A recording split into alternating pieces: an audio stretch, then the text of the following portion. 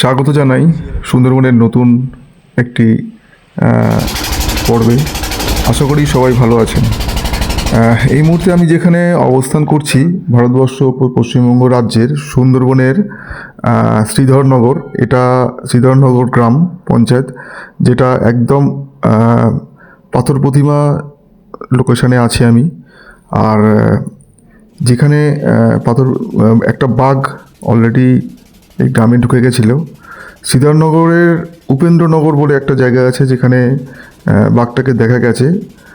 আর যে নদী তীরে আমি আছি, যে নদীতে আমি আছি, সেই নদী থেকে আমরা যাচ্ছি ধনচি ফরেস্ট, সেই ঠাকুরার নদী তোমরা হয়তো দেখতে পাচ্ছ। তো ধনচি ফরেস্টে একদম সমুদ্র লাগোয়া ফরেস্ট, যেখানে কিছুদিন আগে রয়্যাল বেঙ্গল টাইগারের বাঘের পায়ের ছাপ দেখা গেছে। তো সেই জঙ্গলটাই আমরা যাচ্ছি এখন। এই মুহূর্তে জঙ্গলের থেকে আমরা ঠাকুরার নদীতে আছি। এই নদী থেকে আস্তে আস্তে আমরা জঙ্গলের দিকে এগোচ্ছি। আমি চেষ্টা করব তোমাদের থেকে জঙ্গলটা দেখানোর, এবং জঙ্গলটা কতটা ভয়ানক ভয়ানক রূপের হয়ে রয়েছে সেটাও তোমাদের দেখানোর চেষ্টা করব। এই জঙ্গলে এই মুহূর্তে শিয়াল তোমরা পাবে বন্য প্রাণীর মধ্যে, এছাড়াও হরিণ কিছু আছে। আমি নৌকো চালাচ্ছিলাম, আমাকে মানসদা বললো যে নৌকোটা চালাতে। তো আমি কখনো নৌকো চালাইনি, ভেবেছিলাম খুব একটা মানে ইয়ে হবে না, কিন্তু খুব ভালো লাগছিল নৌকোটা চালাতে। যাই হোক, তোমরা ভিডিওটা দেখতে থাকো, আশা করি তোমাদের ভালো লাগবে।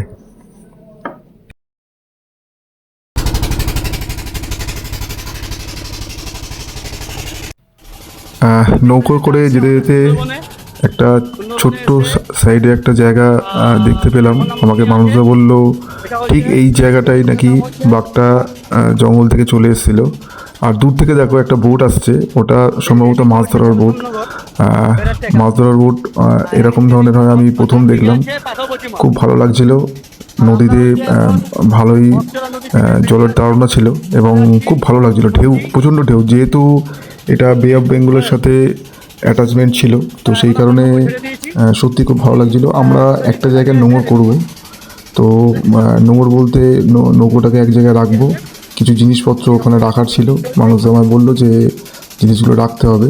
তো সেই ক্ষেত্রে আমরা একটা জায়গায় চুজ করলাম যেখানে নামতে হবে। তোমরা দেখতে পাচ্ছ এটা একটা ঘাট আছে, তো এই ঘাটেই আমরা নামবো, নেবে জিনিসপত্রগুলো রাখবো, তারপরে আস্তে আস্তে আমরা একটু খাওয়া দাওয়া করে ধনচি ফরেস্টের দিকে এগোবো। যাই হোক, দেখতে থাকুন।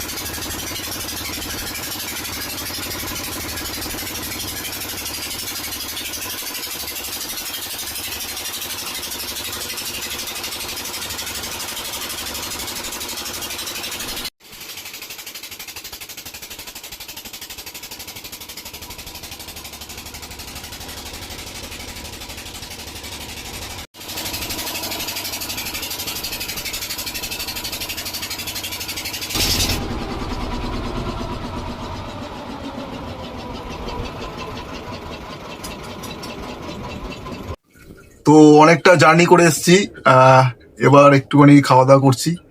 খাওয়া দাওয়া করার পর আরো অনেকটা সময় যেতে হবে, মাছ ধরারও ব্যাপার আছে। আর বাকি মাছ না ধরলে চার পাবো না, আর চার না পেলে বড় মাছ ধরতে পারবো না। এরকম একটা ছোটখাটো প্ল্যানিং আছে। আর প্রচুর রোদ বাইরে, আমরা বাইরে অনেকক্ষণ দাঁড়িয়েছিলাম। এখন একটু খাওয়া দাওয়া করছি, তোমরা দেখতে পারো। তো সঙ্গে থাকো, পুরো ভিডিওটা দেখতে থাকো, আশা করি তোমাদের ভালো লাগবে।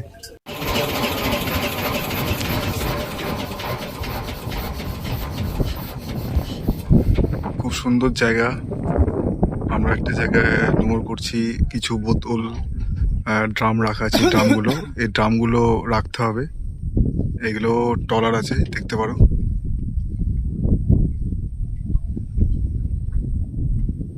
শান্ত নদী। হ্যাঁ হ্যাঁ হ্যাঁ হ্যাঁ, ঠিক আছে। আমরা একটা জায়গায় নোংর করেছি।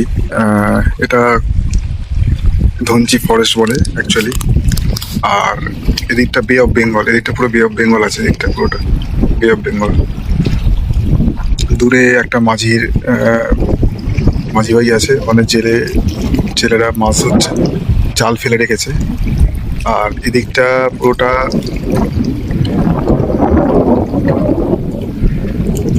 মুখে শুনলাম ফরেস্ট আছে, যে বাঘটা কিছুদিন আগে ফরেস্ট ছিল সেটা এই জঙ্গল থেকে এসেছিল।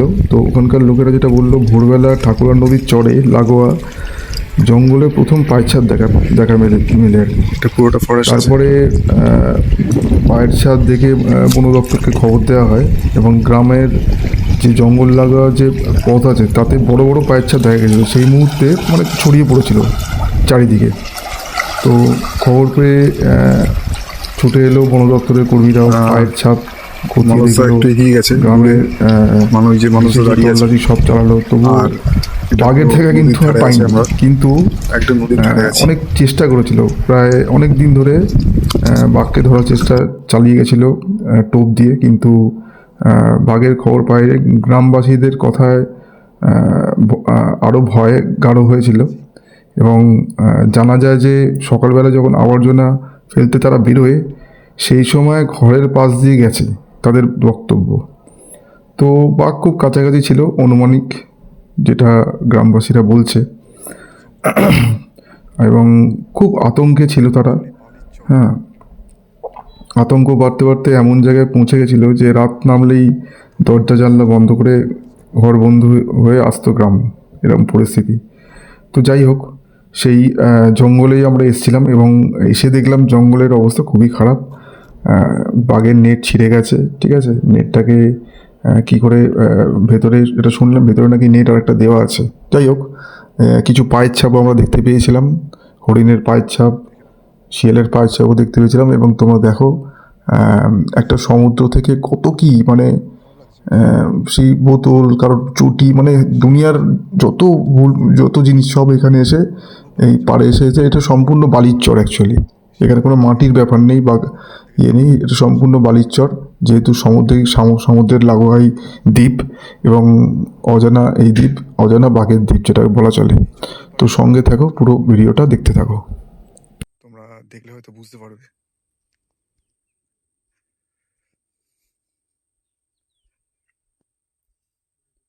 অ্যাকচুয়ালি সমুদ্র লাগোয়া, আর ধীরে ধীরে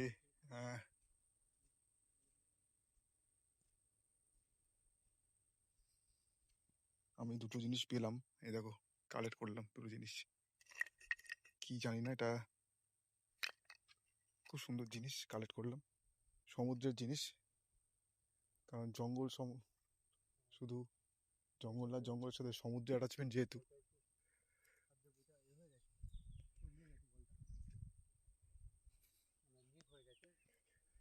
হ্যাঁ, হরিণের পা, হরিণের পা, হরিণের পা। হরিণ এখান দিয়ে হেঁটে গেছে এই জায়গাটা দিয়ে। হরিণের পা, হরিণ এখানটা এসছিল, এই যে হরিণের পা। এখানে হরিণ এসছিল। শলা গাছ বলি না, শলা, এই শলা গাছ হয়েছে ধরে, বাবলা গাছের উপরে পুরো ঘিরে গেছে। হরিণ এসছিল এই জায়গাটায়। সুন্দর এখানটা হরিণ আছে।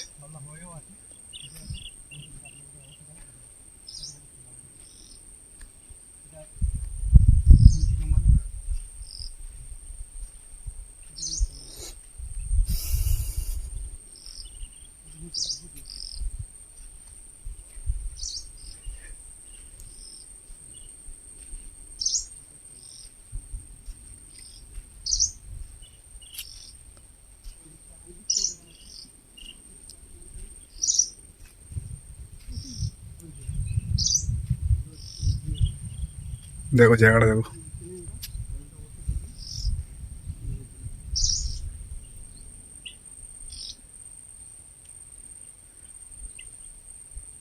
জাস্ট জায়গাটা দেখো।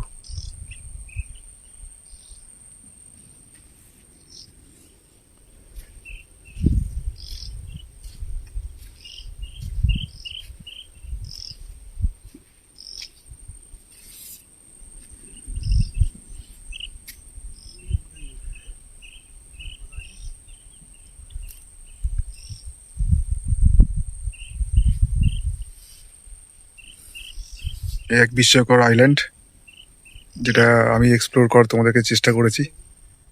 আশা করি তোমাদের এই ভিডিওটা ভালো লাগবে, তো সঙ্গে থেকো। সব একদম কবি গেছে বলে কত রকম জিনিস এর মধ্যে আছে।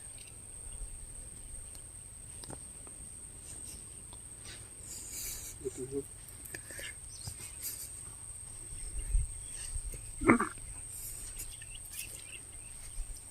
বড় মুখ পড়ে আছে ওখানে, মনে একটা দৃশ্য, ভয়ঙ্কর দৃশ্য। এটা প্রচুর দেখি গাছের মধ্যে আটকে গেছে, গাছের মধ্যে আটকে গেছে। সমুদ্রেও কিছু নিয়ে নেয় না, সব ফিরিয়ে দেয়। তারই সব কিছু দেখছি এইখানে এসে। তোমরা দেখো,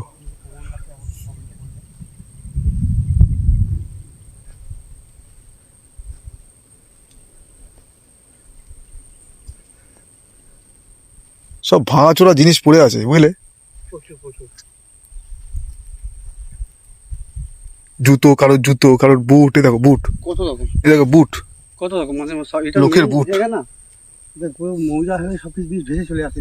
হ্যাঁ এখানে যদি কোনো মানে কবাডিওয়ালা হ্যাঁ যারা মাল ফাল ঘোরায় আর কি, হ্যাঁ হ্যাঁ, তারা যদি আসে অনেক কিছু পাবে এখানে। দেখো সব কিছু টোটাল ব্যাপার, টোটাল। আমি এই দুটো কালেক্ট করলাম। এগুলো কি গো এগুলো? পরে বলছি। আর এই দেখুন, এই যে যে ট্রলারে যে সমুদ্রেতে যে মাছ ধরতে যায়, বড় বড় ট্রলারগুলো, আর ওই যে বোমলা মাছ বলি আমরা, অনেকে বলে লটিয়া মাছ, সেই লটিয়া মাছের বাক্স ভেসে এসছে এখানে, পড়ে গেছে, বসে গেছে, বালি চাপা হয়ে গেছে। এ আর উঠবে না, পুরোপুরি বালি চাপা হয়ে যাবে। এখানে অন্য ধরনের আরো গাছ আছে, মানে কি বলা মানে যায়, এগুলো না- ম্যানগ্রোভ ফরেস্টের অন্যান্য গাছ তোমরা দেখতে পাবে। এটা একটু হয়তো বাঘের যে জাল ঘেরা থাকে, সেই জালটা পাকিয়ে একদম মানে এটাকে এ করে দিয়েছে, জালটা পাকিয়ে গেছে, ছিঁড়ে হ্যাঁ। ফেলেছে। এখানে তো বাঘ থাকে, এই দেখুন জালটা এখানে পুরো মালা ছিল, জালটা পাকিয়ে গেছে পুরো, এখানে পুরো এই ছিল, ছিঁড়ে পাকিয়ে গেছে। পুরো পাকিয়ে গেছে। বাঘের জাল এটা, খুলে দেখাই, না দেখালে এই দেখতে পাচ্ছেন তো, পুরো বাঘের, এটা বাঘের জাল। হ্যাঁ, পুরোটা এখান থেকে অনেকটা ঘেরা ছিল, এটা গাছগুলো এসে মানে টোটাল পাক দিয়ে দিয়েছে।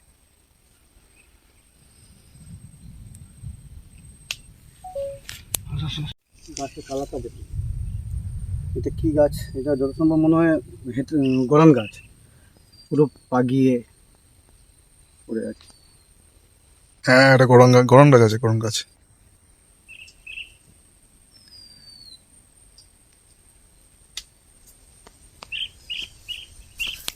আমার একটা কাছি দেখবে আছে ওই, হ্যাঁ, আমি তো সাপ মনে করেছি পুরো। কি কাছিটা দেখবে আছে, কত মোটা কাছি, কাঁচি? কাছি কাছি, মানে বাংলাদেশের কাছি এটা। আচ্ছা। কই এই তো ইলিশ জাল, এই তো বাঘের জাল তো এটা। কই? এই তো বাঘের জাল, এখান থেকে ঘেরা আছে, ও আচ্ছা, দেখতে পাচ্ছ? হ্যাঁ হ্যাঁ হ্যাঁ। এই কাছিটা কিন্তু কি,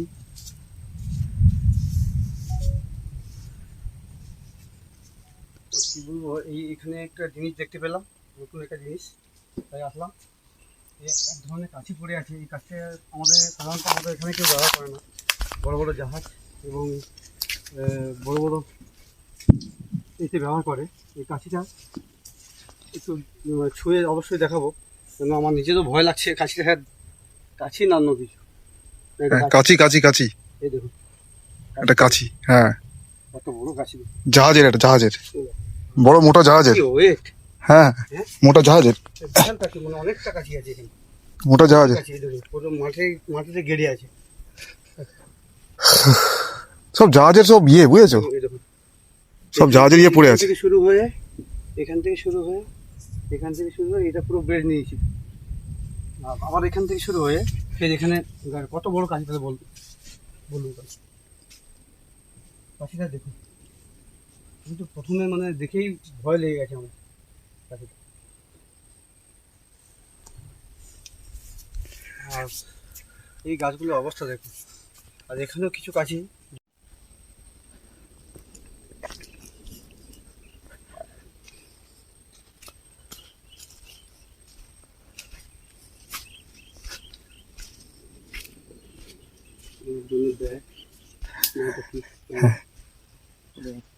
ব্যাগ কারোর ব্যাগ। এক অদ্ভুত আইল্যান্ড, সত্যি তাই।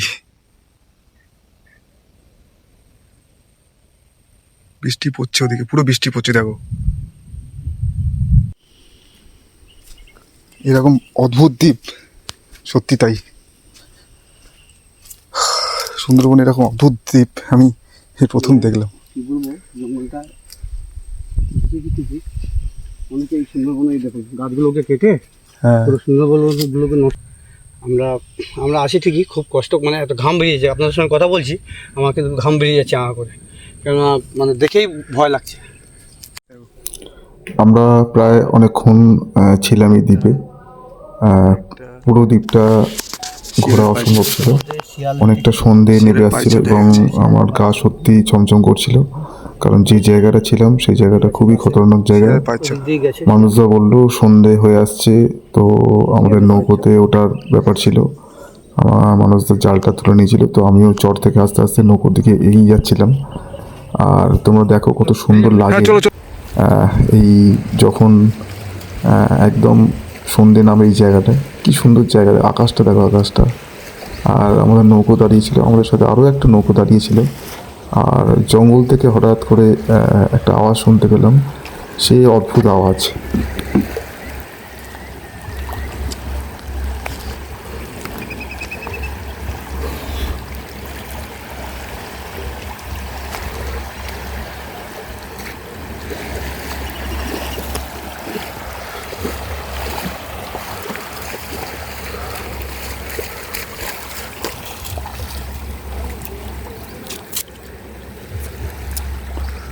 সন্ধে হয়ে এসছে, মোটামুটি শিয়াল ডাকছে। দেখো, যা সাউন্ডটা শোনো।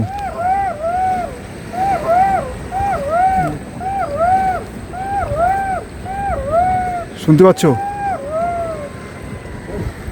বলতে হবে না, ওরা এইখান থেকে আমরা মাছটা ধরলাম জাস্ট। কতটা ভয়ানক জঙ্গল দেখো, জাস্ট দেখে নাও কতটা ভয়ানক জঙ্গল।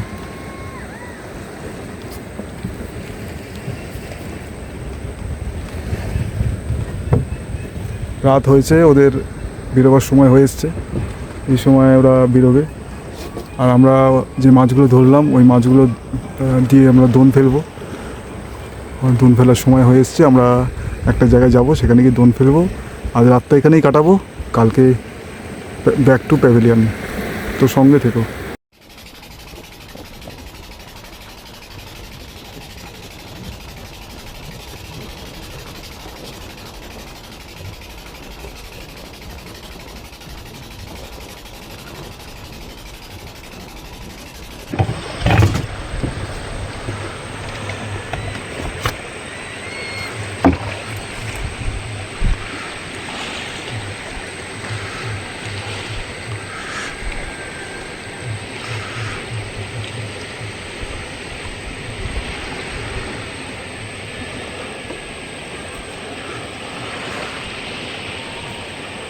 তো শেষমেশে আমরা নৌকো থেকে রওনা দিয়ে বাড়ির দিকে রওনা হলাম। তার পরদিনকে তো একটা অদ্ভুত জিনিস আমার চোখে পড়লো, যে জায়গাটা বাঘ উঠে গেছিলো, যে চরটাতে দেখা গেছিলো। তো সেখানে একজন মানুষকে দেখলাম যে মাছ ধরছে। সারা রাত ধুমকি পড়েছে জঙ্গলে। শেষমেশে ভোরবেলা আমরা পাড়ি দিলাম পাথর প্রতিমার উদ্দেশ্যে।